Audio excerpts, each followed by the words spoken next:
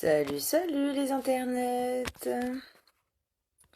Hop, j'invite ma collègue à nous rejoindre.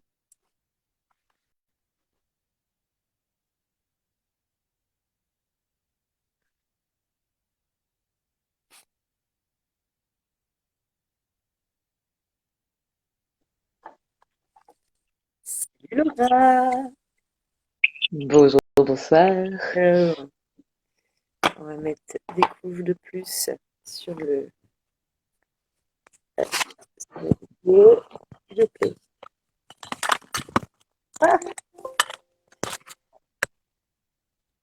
Ah, Je suis contente de te retrouver pour ce live autour de notion d'auto-coaching. C'est vraiment cool. bah ouais, c'était quelque chose qu'on avait envie de partager là, notamment, enfin, que ce soit via nos activités respectives, via les retours qu'on peut avoir aussi de nos clientes ou des gens qui suivent nos différentes communautés, de pouvoir livrer des outils concrets qui peuvent être aidants au quotidien, notamment sur comprendre ses besoins. Donc là, l'idée, c'est qu'on va vraiment vous livrer des clés concrètes, des outils concrets d'auto-coaching pour mieux comprendre ses besoins et mieux prendre soin de soi. Donc, pour celles et ceux qui nous rejoindraient et qui ne nous connaissent pas, donc Laura Cherfi, Claire Noël, on est toutes les deux coach et accompagnantes en empowerment des femmes. On est aussi amies de longue date. Et on avait envie justement de partager un peu avec vous en direct des clés, puisqu'on a cette dynamique en commun du prendre soin de soi, dont on entend parler un peu envers et contre tout, à toutes les sauces, et on ne sait pas vraiment qu'est-ce que ça veut dire. Donc, Laura, quand on dit prendre soin de soi, ça veut dire quoi? Ah, ouais. Euh, Prendre soin de soi, pour moi, c'est comprendre nos besoins fondamentaux et réussir à s'occuper de nous-mêmes, en fait, comme on aurait aimé que nos parents le fassent pour nous quand on était petit, en fait. Euh, et du coup, je sais pas si Euh, s'il y a des parents parmi vous, mais vous en avez eu, vous en avez vu, le parent, ce qu'il fait, c'est qu'il comprend les besoins de son enfant avant même que l'enfant sache ce dont il ou elle a besoin. Bah, pour moi, prendre soin de soi, c'est ça. C'est vraiment aller identifier en fonction de comment je me sens et me connaître suffisamment et avoir suffisamment de clés pour pouvoir me dire, ah tiens, là, si ça va pas, c'est que j'ai peut-être besoin de quelque chose de différent. Et, et du coup, alors après, il y a plein de manières de prendre soin de soi. Il y a aussi des personnes qui connaissent leurs besoins et qui, par exemple, vont se faire des routines matinales hyper corsées entre le yoga, la lecture, la musique, le petit smoothie plein de vitamines, etc. Et évidemment, toutes ces manières de faire, elles sont hyper aidantes et soutenantes. Par contre, moi perso, je suis assez allergique au côté discipline. Et donc moi, dans les outils que je suis allée chercher pour apprendre à prendre soin de moi, j'avais besoin de quelque chose d'assez flexible, quoi. Genre aussi en fonction des jours, en fonction du temps que j'ai, en fonction des émotions, des humeurs que j'ai, bah, j'ai pas exactement besoin ou envie de la même chose. Et donc, comment je fais pour avoir une espèce de boussole qui me permette de comprendre tout ça, quoi. Mm.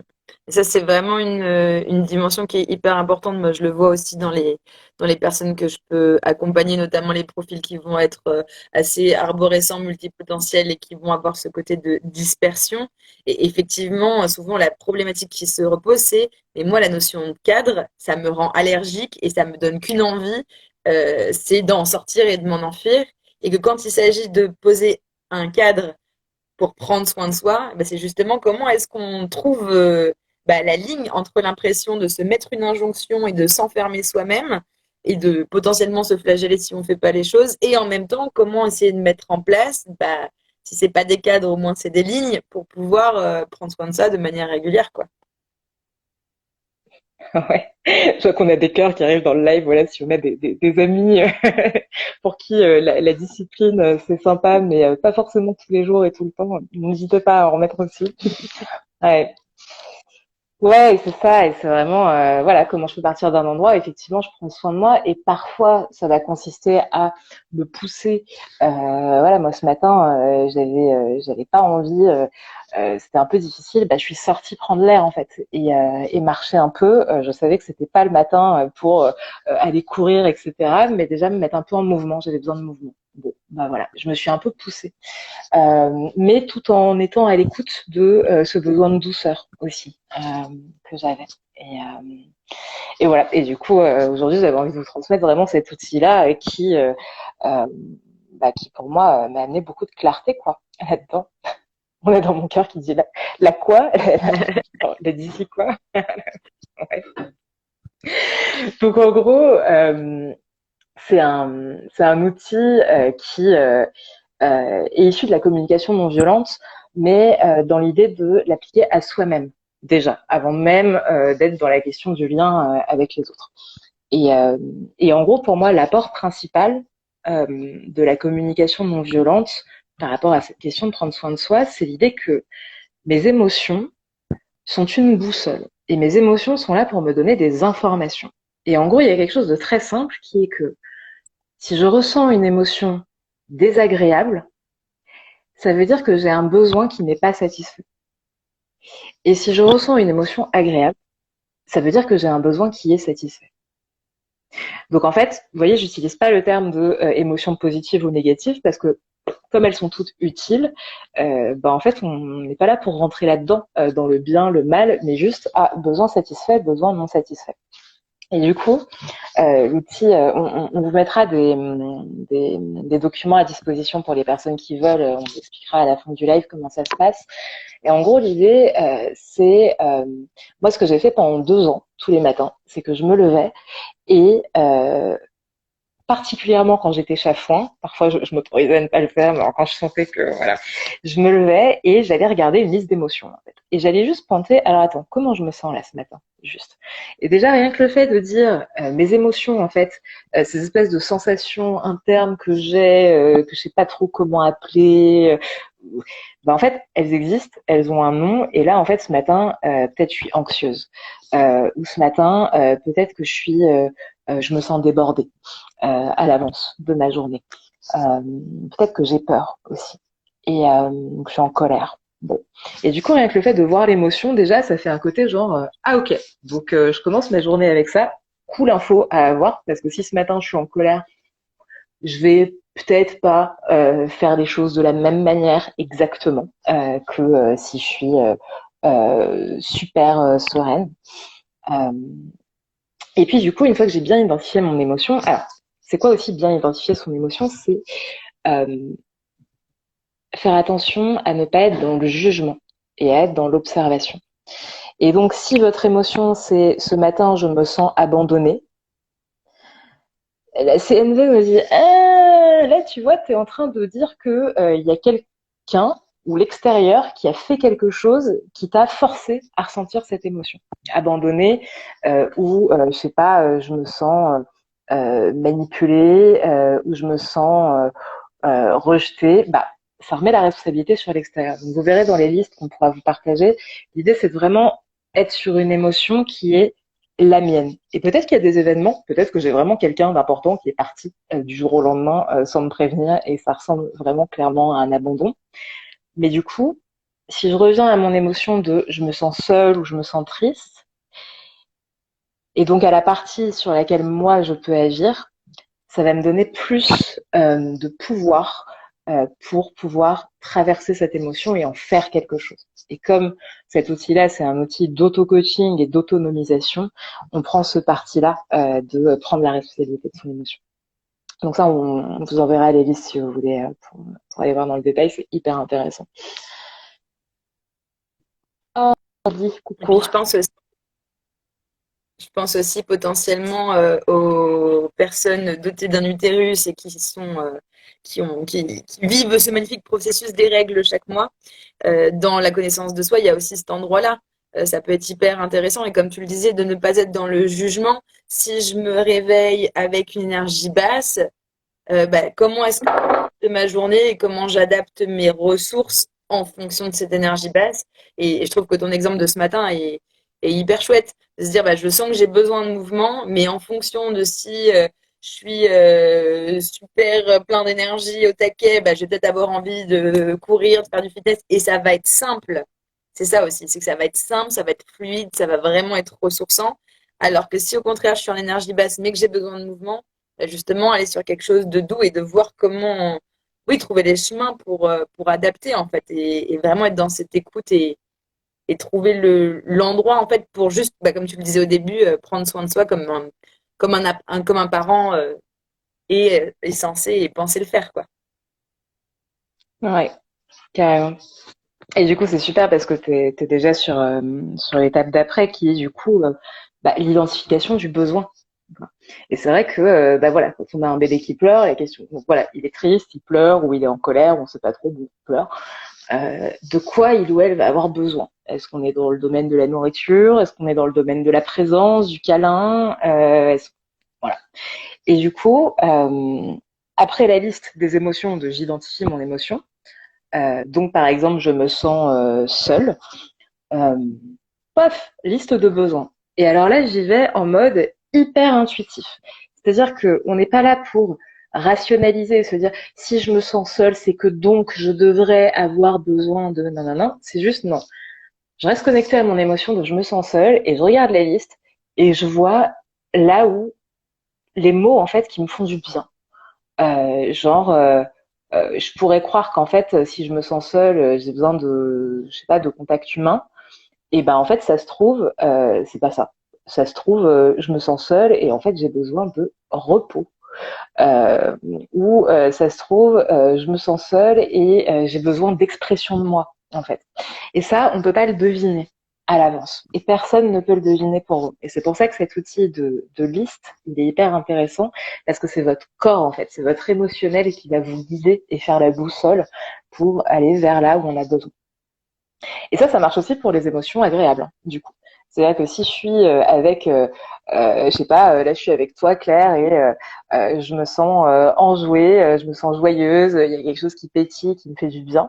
Et je vais voir, tiens, lequel de mes besoins est rempli. Et je vais pas y aller avec ma tête, j'y vais en écoutant mon cœur. Et là je suis en mode, bah tiens, là je suis dans un besoin de partage qui est rempli. J'ai mon besoin de transmission aussi. Je suis dans euh, ouais, dans le partage, il y a aussi tout un émotionnel avec toi, avec les personnes qui sont connectées, que je vois, voilà, je lis les messages. Et donc, ça marche aussi pour les trucs positifs, en mode, bah ça m'a nourri, quoi. Ça m'a fait du bien. Et je le garde en tête et je vais chercher à reproduire ça ou à faire vivre ça, en fait, d'une manière ou d'une autre, si ça me fait du bien. Mm, mm, mm. Mais bon, en général, quand on veut s'auto-coacher, c'est quand même plutôt sur les émotions désagréables, n'est-ce pas?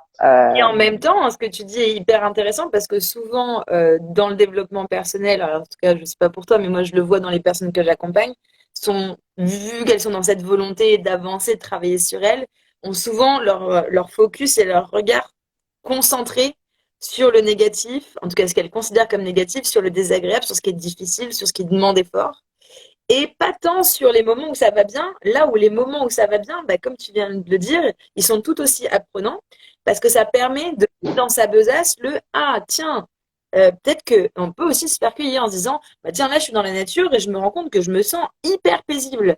Ah ok, Mm. pourtant j'ai toujours vécu en ville, alors pourquoi est-ce que là ça me fait ça? Et de dire ah bah tiens, bah maintenant il y a ça parce qu'il y a aussi cette comment dire cette connexion en fait entre les besoins et ce que ça nous fait, elle est mouvante, elle évolue avec nous, comme tu le disais, elle évolue avec nos humeurs, avec qui on est, avec nos aspirations, avec voilà notre personne. Donc je trouve que c'est aussi hyper important de pouvoir ouvrir le champ de conscience et de perception sur, mais je vais aussi être en observation et en accueil quand ça va bien et quand j'ai une émotion qui me remplit pour me dire ah tiens là j'ai peut-être des infos sur les besoins qui sont nourris et comment les nourrir du coup. Ouais. Et du coup, soit je remets ça en place dans ma vie quand j'en ai la possibilité, je crée les possibilités, soit le jour où je vois que là, mon besoin de partage, ma jauge, elle est basse, quoi. Bah, du coup, ah tiens, c'est vrai que la dernière fois, ça m'avait fait du bien. Est-ce que je me sens de faire ça? Ouais. J'adore cette capacité à designer nos journées, nos semaines aussi, sachant ça, quoi.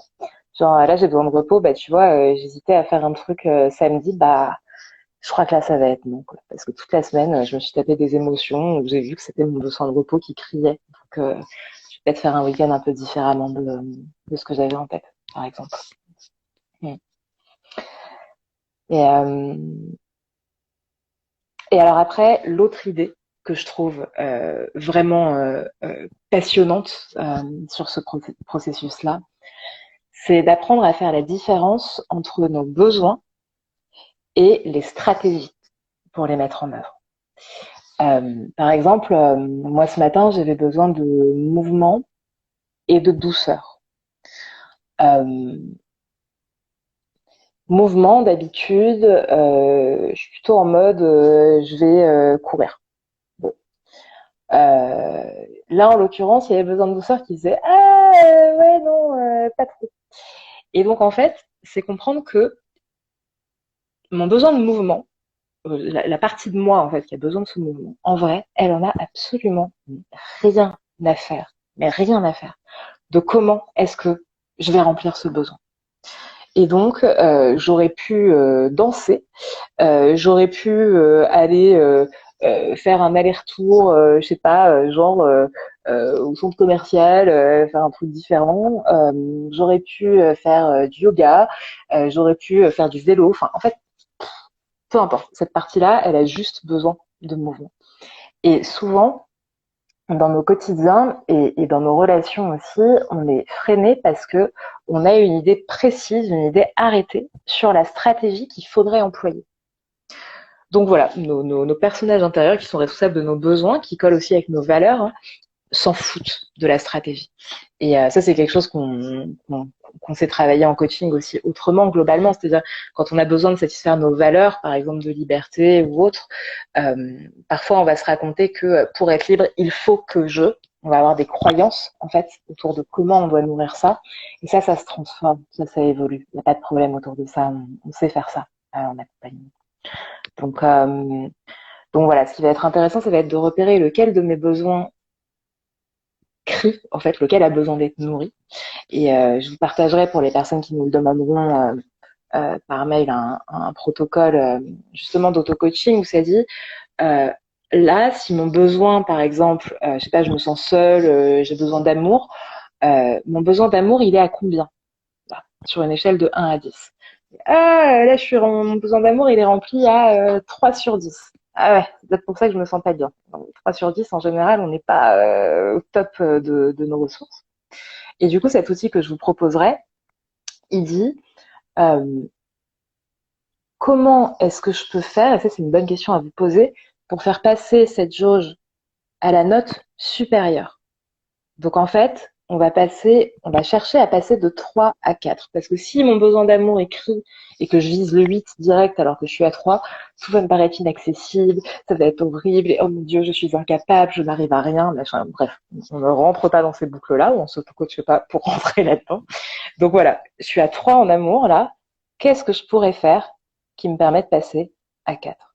Et comme notre système intérieur n'en a absolument rien à faire de comment est-ce qu'on nourrit ce besoin-là, bah peut-être que ça va être en me mettant en lien avec d'autres personnes, en passant un coup de fil à quelqu'un que j'aime bien, ou en envoyant un petit message. Mais peut-être que ça va être aussi en faisant quelque chose de complètement autonome, en allant me prendre un bain. Moi, quand je prends un bain, ma jauge d'amour, elle monte. Il n'y a pas besoin de quelqu'un d'autre pour que ça monte. Donc, je ne sais pas si tout seul, on peut faire exploser notre jauge d'amour à 10 plus 24 heures sur 24 tout le temps. On reste des êtres un peu sociaux quand même, minimum. Mais par contre, arriver à un endroit suffisamment équilibré pour se sentir stable, serein et nourri, ça, ouais, on peut carrément le faire en autonomie. Donc voilà, j'espère que c'est suffisamment clair. On vous a mis, on vous a mis le lien dans le chat là avec l'adresse mail là, si vous voulez recevoir les documents dont Laura vous parle. Donc vous nous envoyez un petit mail et puis on vous enverra les supports. Moi, ce que je trouve hyper intéressant dans ce que tu apportes, là, c'est cette notion de. Alors, oui, effectivement, on est des êtres sociaux et est-ce qu'on peut vivre complètement autonome, genre gérer la chimie de son cerveau tout seul à H24? Bon, peut-être pas. Est-ce qu'on a envie d'arriver à cet endroit-là? bon, la question se pose. Mais en tout cas, effectivement, découvrir cette capacité d'autonomie affective, émotionnelle, ouais, c'est vraiment cette notion d'autonomie, quoi, que je trouve vraiment transformante et notamment dans ses relations à soi, mais aussi dans les relations à l'autre. Parce qu'à partir du moment où je suis capable d'identifier mes besoins, de définir comment est-ce que je réponds moi-même à mes besoins, parce que je découvre et j'apprends à connaître tout un panel de solutions et de ressources pour prendre soin de moi, pour prendre soin de mes besoins, bah, d'un seul coup, quand j'arrive dans la relation avec l'autre, et c'est Isa Padovani qui présente ça comme ça, quand tu vas manger à la table de l'autre, bah, tu n'arrives pas mort de faim, quoi. Donc il y a cet endroit aussi où ça prend soin de la relation. Et d'ailleurs, nous, c'est pour ça que c'est vraiment quelque chose, cette notion de besoin en lien avec les émotions, c'est quelque chose qu'on pose dès les premiers jours de la retraite Rising Queen, qu'on co-anime et qu'on a co-créé ensemble, dont on fait une deuxième édition au mois d'août. Parce que justement, on croit que avoir ces outils-là et de muscler cette boussole-là, en tout cas déjà de l'avoir en conscience, ça permet déjà d'un, de soi prendre soin de soi, donc de gérer son énergie, de gérer son besoin de repos, son besoin de solitude ou son besoin d'être en lien avec le groupe, son besoin de support, mais aussi de pouvoir être en lien avec l'autre en disant, bah, en fait, voilà quel est mon besoin là maintenant. Donc, en fait, c'est pour ça que je vais prendre du recul ou que là, je vais pas faire cet atelier et de le poser avec une communication, bah, comme tu le disais, hein, c'est des outils qu'on retrouve dans la communication non violente. Donc, c'est vraiment ça. C'est comment est-ce qu'on crée de la relation plus saine, plus authentique, plus sereine. Euh, et si on a mis ça vraiment à la base en fait du déroulé de la retraite Rising Queen, c'est aussi parce que donc pour celles et ceux qui connaissent pas, on a créé une retraite sur 4 jours qui est vraiment structurée autour de la notion de souveraineté. Alors la souveraineté, parfois, ça peut paraître un peu voilà, comment dire, conceptuel ou un peu éthérique si on n'est pas les mains en plein dans le développement personnel depuis des années, comme c'est notre cas avec Laura. Mais nous, c'est un concept qu'on aime vraiment beaucoup parce que ça rejoint cette notion de puissance personnelle. Donc, de comment est-ce que je vais devenir souveraine en mon royaume. Et donc, ça rejoint vraiment cette idée de d'alchimie, des besoins, des ressources, pour ensuite pouvoir rentrer en relation avec l'autre depuis un endroit de conscience, de curiosité, de créativité, d'amour, d'écoute. Et c'est quand même plus facile d'être dans l'écoute à partir du moment où on se sent bien, on a honoré ses besoins, que si on est complètement en crash et qu'on attend de se cramponner à l'autre pour que l'autre réponde à nos besoins. Voilà, c'est la fameuse scène qu'on a tous, toutes et toutes potentiellement vue, soit dans un film, soit dans une série, soit on l'a vécu nous-mêmes, de la personne qui rentre du travail et qui est complètement, voilà, qui est complètement KO de sa journée et qui a une autre personne qui l'attend à la maison, que ce soit les enfants, le partenaire, le conjoint, la conjointe, et qui lui saute dessus pour lui demander tout un tas de trucs parce que ça fait depuis le début de la journée qu'elle attend ce moment pour qu'on prenne soin d'elle et en fait, voilà, ça rentre en conflit, quoi. Donc c'est vraiment je pense que Mm. cette notion de souveraineté, elle est vraiment centrale dans nos approches et dans nos pratiques respectives de coaching, d'accompagnement. Si jamais vous avez envie d'en savoir plus sur cette thématique-là, c'est vraiment, ça va être le fil rouge en fait de tous les lives qu'on va vous proposer là dans les semaines à venir. Donc chaque semaine, ça sera sur un moment de pause déj. On vous annoncera le thème en début de semaine. Et puis voilà, pour continuer à vous partager des outils, à échanger avec vous sur ces thèmes-là. Voilà, je ne sais pas si tu as envie de rajouter quelque chose, Laura. Juste vous dire que du coup, le prochain live, ce sera vendredi 11, dans 10 jours, là, 12h30, pareil. Donc voilà, si vous avez envie de noter ça, et vendredi 11 juin, 12h30, et de vous faire voilà, ce petit rendez-vous déjeuner avec nous. Ouais, on a vraiment envie de partager ces clés là de souveraineté parce que ça fait des années qu'on voit en fait la puissance que ça apporte en fait aux personnes qu'on accompagne. Nous, on l'a déjà vu à l'intérieur de nous et voilà. Et comme tu le disais, euh, à partir du moment où je connais mes besoins et où je suis autonome dessus, ça va devenir beaucoup plus facile de communiquer avec les autres. Par exemple, moi, aujourd'hui en réunion, quand j'arrive à ce que ce soit efficace, bah du coup, il y a des moments où je vois qu'il y a quelque chose qui me questionne, etc. Et j'arrive à dire, en fait, là, j'ai besoin de plus de clarté sur ce qu'on est en train de proposer. par exemple. Et pof, il n'y a même pas besoin de rentrer dans la critique de quoi que ce soit. Juste, voilà, c'est être assertif en fait et dire en fait ce qu'on voit, ce dont on a besoin. Et ça nourrit évidemment au niveau perso, au niveau du couple, des relations personnelles, mais aussi énormément dans la vie professionnelle, dans tous les domaines de vie. En fait. Donc voilà, j'espère que que cette approche, cet outil là du lien émotion, besoin et comment je peux les nourrir, vous allez pouvoir l'expérimenter, que vous allez pouvoir jouer avec, euh, parce que c'est vraiment un truc précieux qu'on peut muscler. Et je le redis parce que tout à l'heure, il y a eu une petite coupure de connexion quand tu le partageais. Donc en fait, ce que vous faites, c'est que vous nous envoyez un mail en nous disant je veux les documents. Et nous, on vous envoie les listes d'émotions, de besoins et puis aussi le petit processus d'auto-coaching. Voilà, donc, c'est des trucs que j'ai eu accrochés devant mon bureau pendant des années. Et là, j'ai encore la liste.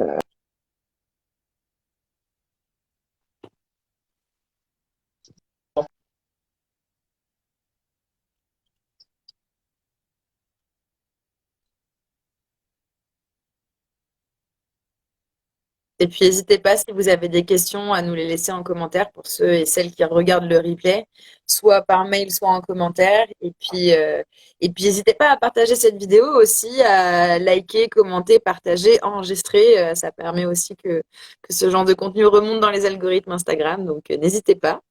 Et puis, bah, du coup, on vous donne rendez-vous vendredi 11. Et puis, si vous voulez plus d'informations sur la retraite Rising Queen, vous pouvez retrouver le lien sur nos comptes respectifs. Donc, Self-Love, Laura Sherfy et Claire Noël Coaching. Et c'est risingqueen.fr. Et vous retrouvez toutes les infos sur la retraite du mois d'août là-dessus. Yes. Ouais. Bon, bah, bonne fin de pot de déj. Et puis, on se dit à vendredi 11 du coup. Yes. Bonne app. Salut Laura.